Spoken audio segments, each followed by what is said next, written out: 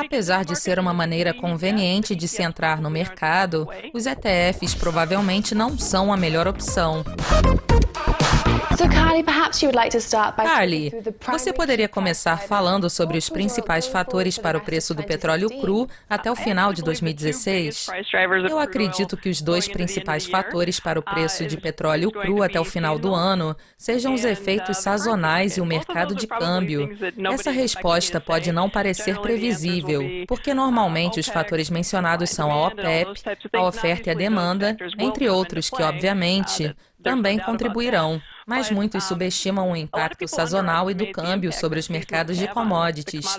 Apesar das temporadas não serem uma ciência exata, o preço do petróleo cru, por exemplo, tende a atingir um pico nessa época do ano e, em seguida, a ser negociado mais fraco até o final do ano, ou mesmo até janeiro ou fevereiro do ano seguinte.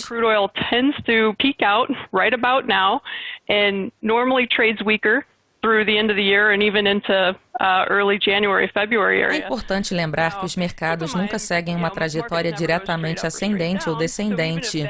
E mesmo que essa previsão esteja correta, haverá muitos picos e altas até lá, normalmente por causa das notícias como medidas inesperadas da OPEP, que poderiam causar uma alta de 5 ou 6 dólares por barril.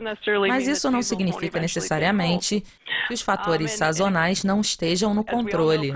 Como todos sabemos, os preços do petróleo cru são denominados em dólares. Portanto, quando a moeda sobe ou cai, causa impacto significativo nos preços. Com isso em mente, o dólar também tende a ser negociado um pouco mais fraco até o final do ano, e isso também pode afetar os preços. Sim, eu concordo com essa correlação entre o dólar e o petróleo cru.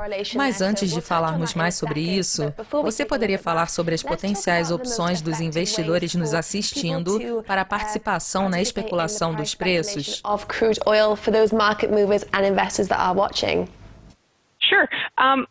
Sim, todos ouvem e leem notícias sobre o petróleo cru na internet ou no Wall Street Journal, e muitos querem participar do mercado, mas não sabem ao certo como.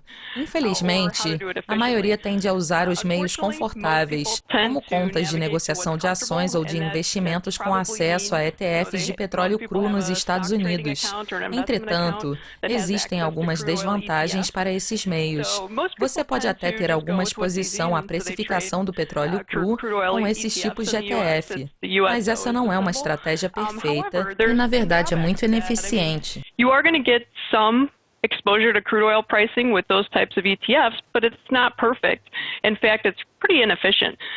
Eu já vi ETFs de outras commodities, como gás natural, simplesmente não acompanharem as commodities subjacentes como deveriam. Por exemplo, às vezes o mercado move 10%, mas os ETFs só movem 2 ou 3%.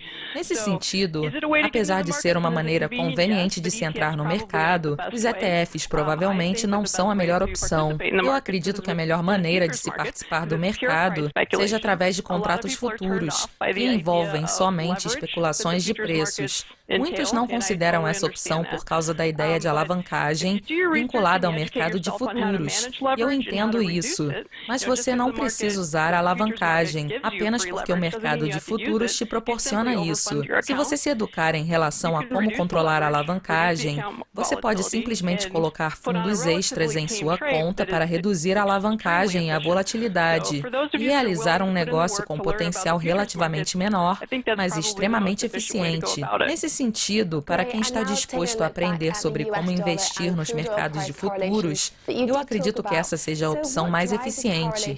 Certo.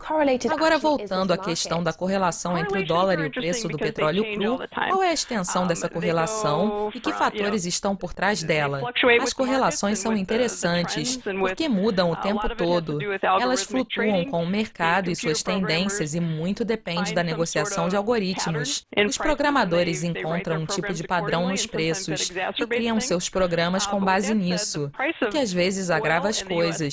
Entretanto, o preço do petróleo e o dólar tendem a ser correlacionados negativamente. Nós já vimos correlações onde, em 95% das vezes, o petróleo e o dólar se moviam em direções opostas. Mas também já vimos exatamente o contrário. Entretanto, em geral, quando o dólar cai, os preços das commodities sobem e vice-versa. No momento, a correlação entre os preços do petróleo cru e o dólar está entre 60% e 70% negativa, o que significa que os dois estão se movendo em direções opostas na maior parte do tempo. A situação é um pouco complicada, porque às vezes essa correlação diminui e se rompe, e o mercado não dá sinais disso. Portanto, será preciso monitorar os movimentos de perto e agir com cautela até o final do ano. Sim, há um certo suspense em relação a essa situação. Carly, muito obrigada pela participação. Muito obrigada pelo convite. Isso encerra a nossa entrevista, mas a discussão continua em nosso site. Portanto, não deixe de compartilhar seus comentários com a gente. Até mais!